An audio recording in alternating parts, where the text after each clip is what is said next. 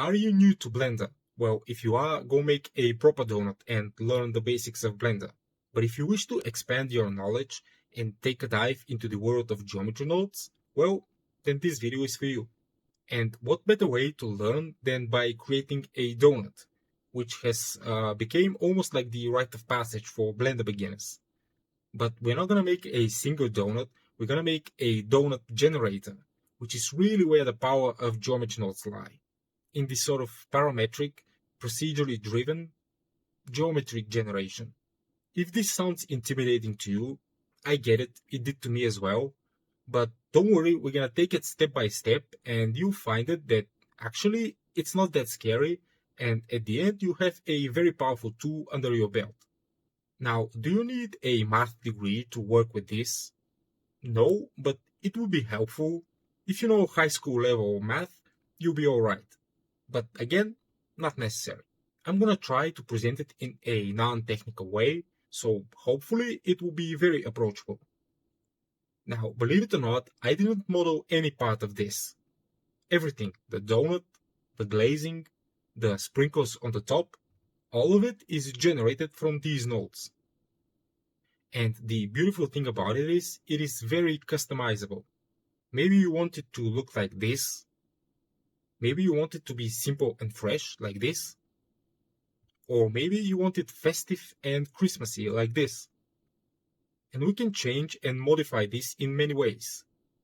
The thickness, the amount of glazing, amount of sprinkles, icing, and so on.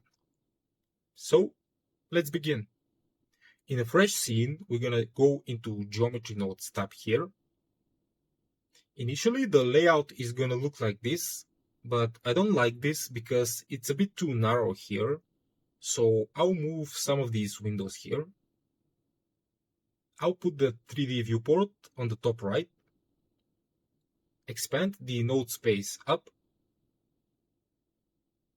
This one I'll split into a properties panel, and this will be the outliner. Finally, the timeline I'll change to a spreadsheet. That way we have a white space for the nodes, and we have our preview here. So, Geometry Nodes is a modifier, and by the way, I'm using Blender 4, which has this new modifier add menu, where stuff is organized in subgroups. And right on the top, you'll see we have Geometry Nodes. So go ahead and add that. There's the modifier. Now click on New. What this did is it created a new node tree, and it's crucial to understand these node trees are different from the modifier. The node tree is this thing right here, and you can see the same name up here. And this modifier links to this node tree.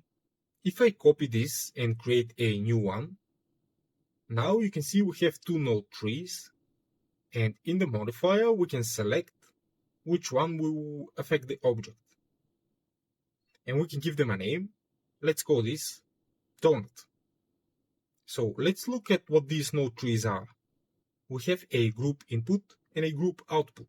The group input contains whatever original geometry we had, in this case a cube, but it doesn't really matter. If this was a monkey, it would output a monkey mesh. The group output is the final outcome, what we end up seeing in the viewport. It's gonna show what is connected to its geometry socket. So right now we have the cube from our input connected here, so that's what we see. But if I click and drag here to disconnect this, we see nothing, because there's nothing connected here, okay? Before we continue, we need to enable a very useful add-on, that is the node triangler. Go to Edit, Preferences, Add-ons, and in this search field, type Node and enable Node Triangler. This contains a lot of useful tools that I'll use, so you need it enabled to follow along. So, how do we use these node trees? Well, like the shader nodes, we can add nodes in between these two and link them together. and they will change the geometry in some way. The shader nodes change the material, these change the geometry, hence geometry nodes. To add a node, you can go up here to add, and you can find one from these menus, or an easier way is to go Shift A, it will bring up the same menu, then pick a node. And if I'm honest, I still don't know where everything is, because I usually search for what I need. You can start typing and it will give you suggestions. But I encourage you to dig around these menus and see what's there. It's a great way to see what type of nodes we have and just throw stuff in here and see what effect a certain node would have. A great feature of Blender is you can right-click on any node and check the online manual. It will open in the browser the Blender documentation on whatever node you've selected, and you can read everything about it and what it does. It might be a bit overwhelming at first, but don't worry, completely normal. I didn't understand any of this stuff in the beginning as well. But this is a great way to learn and it's helped me many times. So if you're stuck with any node, right-click, online manual. Okay? So let's say I want to transform this node in some way. So Shift A, search for transform, and there it is, transform geometry. To move a node, you can just click and drag on it, or select it and use G, same as moving an object. To connect these sockets, just click and drag from here into this socket, like so. If I hold Alt and move this away, it will disconnect it from the other node tree. If I move it over this line, you see the line becomes highlighted. If I drop this now, it will automatically connect it between these two. And it's smart enough to know, see, it didn't connect it to any of these because it knows, okay, these are the geometry sockets, so connect them together. So in this transform node, we have translation, rotation, and scale. Let's say we want to rotate our cube on any of the axes. Let's say on Z. So if I click and drag, you see the cube rotating, as it should. Now I'd like you to pay attention. This here is our geometry before we transformed it. So if I connect this, you see that it's not a rotated cube. But if you connect this, now it reads this path which contains the transform. So that's very important. You have to pay attention and follow the links to see what node had an effect on the final outcome.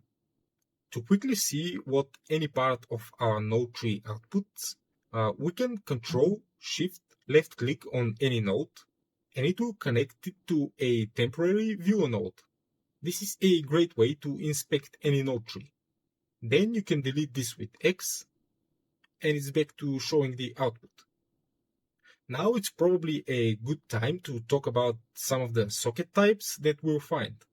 The most important of these would be, of course, the geometry sockets. They are these greenish turquoise color.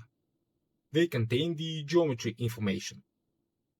Then we have all the value sockets. The most simple of them is the Boolean. This is basically true or false, 1 or 0, black or white. Doesn't get any simpler. They are the pink sockets. Then we have floats and integers. Floats are the gray sockets, and they contain a single numerical value, a number with a fractional part, like 1.5. Whereas integers are whole numbers, 1, 2, 3, 4, and there are these olive green sockets. Then we have vectors. You probably know what a vector is. In our 3D world, they have 3 components, x, y, and z, and all 3 numbers in that order are carried by this purple socket. You notice, for example, that this scale here is a purple vector because it has 3 components, an x scale, y scale, and a z scale. And so does the rotation and translation. And finally, we have a color here, which is actually a four-dimensional value. It can have an R, G, and B, and an alpha, or an HSV and an alpha. And this yellow socket actually contains all the four numbers that will get represented as a color. There are more socket types, but we can talk about them as we meet them because they are more rare. These are the ones that we'll use 90% of the time. You can see the others by pressing N to see the side panel. Go to the Group tab, and here where it says Type, don't change anything, but you can just read. We have Image, Rotation, that's a new one, Object, there's the Color, Float, Texture, and so on. But we'll see some of them later on. Now, some of these types we can substitute for another. For example, if I plug this float into this vector for rotation, you can see that it has some effect, although a very wobbly one. And what's happening is, in this case, the value is copied to all three components. So if this is 1.5, this vector will be 1.5 in X, Y, and Z. And similar this boolean, right now it's false, so 0. So this vector is 0, 0, 0. If we check this on true, this will be 1, 1, 1. And it's the same with the integer. If we plug a color into the vector, it will read these three numbers as X, Y, and Z, and it will ignore the alpha channel. However, if we plug the geometry here into the vector, it will turn red, which is an error, because that's a nonsensical connection. And it's the same if we try to plug a value into a geometry. Doesn't make sense. If we plug a vector into a float, it will take the average of these three and output it as a single value. If we plug a value into an integer, it will round that value to the closest whole number and output that, and so on. Values in Blender are represented as colors, so that we can have a visual feedback.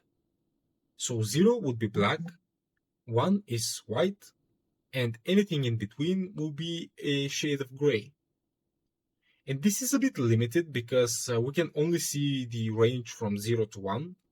Any negative values will be black, any positive beyond 1 is going to be white. So if you preview a value and you see black spots, that doesn't necessarily mean 0. There might be negative values there as well, so you have to keep that in mind. Also, another thing on these sockets, you may have noticed, some of them are round and some of them have this diamond shape. What are those? Well, a round socket contains a single value, so generally they are an object-wide value, a single value for the entire object. So for example, the rotation of this cube is a single value, this vector. So that's why it's round. Same with the translation, single value because it can only be in one point in space. As a contrast, a diamond socket contains many values and they apply to each element of the object. For example, each vertex of the cube. So a round socket, single value, applies to the entire object. A diamond socket, many values, applies to each element of an object individually. For example, each vertex, each face, so on. So let me give you an example. We saw how we can move this cube with this single value, but instead of the transform, if I use a set position node, we can now use this offset to move it. But now this moves each point individually instead of the whole object, hence a diamond socket. And by the way, a diamond socket with a dot inside means that this can be many values, but right now it's only a single one, whatever is displayed here. So right now we are moving all points by the same amount, So it looks like we are translating the cube. But if I bring a random value by searching for random value, I can switch this to be a random vector value. You see we have a diamond socket. And if I connect it to the offset, now each point of the cube is moved by a different random amount. So we have this distorted cube. Notice the dot is gone, meaning we have many values, and also the connection, which is called a noodle, turned from solid to a dashed line, indicating multiple values. Now in geometry nodes, this is called a field, not a single value, but a field of values. That in this case of the random value node, this field contains a random value for each element of the geometry. Okay, so let's now look at the geometry types that we have access to. Here the spreadsheet will help because we can look at everything that we can use. So we have meshes, we all know about them, our cube here. They have vertices, edges, faces, and face corners. Face corners are basically around every vertex. In this case, there are 3 face corners. These are useful when mapping textures, for example, on the mesh, okay? Then we have curves, which have these control points. And the idea is we have these points in space, and to construct the curve, we connect them according to some rules. For example, the simplest way is to connect the points with straight lines, and this will be a polycurve. But there's also Bezier curves, which use a different method, NURBS, and so on, to create a line in space. The other component here is splines. What these are is basically how many lines our curve has, how many disconnected individual lines. It's kind of semantical. For example, if we have a hair and each hair curve is a single spline, so this entire thing is a single curve object, and it has, in this case, 4 splines. That's what this is. Point clouds are basically just some points in space. If you imagine a mesh without the edges and faces, just the vertices, that would be a point cloud. This shows the number of the points. Volumes we won't use. This is basically just some area in space with a certain density. Instances, though, are very useful. Right now, this cube is a mesh, and it has vertices, edges, faces. It has components. But if this was an instance, it will be the whole shape taken as a single object. It won't have any components. You can move it around, scale it, rotate it, but you won't be able to access any of its components because it doesn't have any. It's just a single instance. The idea is it's lighter on computer resources. This will show how many instances we have. Now, why am I telling you this? Well, it's very important for you to know what types of geometries there are, because you find them addressed in these nodes, but also there are these things called domains. Domains can be points, edges, faces, face corners, splines, and instances. There is a way for us to address what exactly we want. Let's say we want to place something on every face of this cube.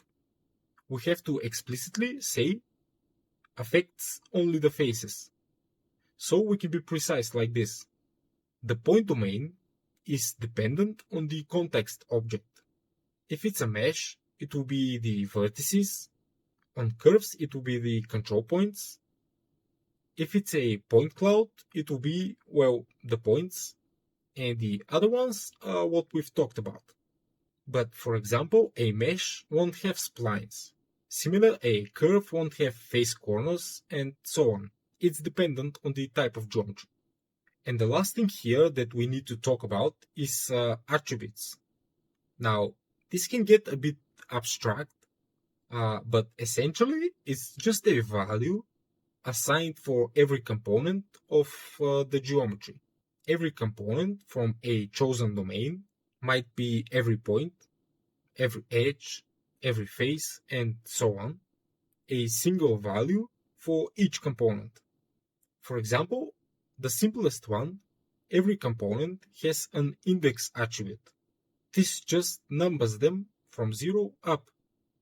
In the spreadsheet, it's this first column.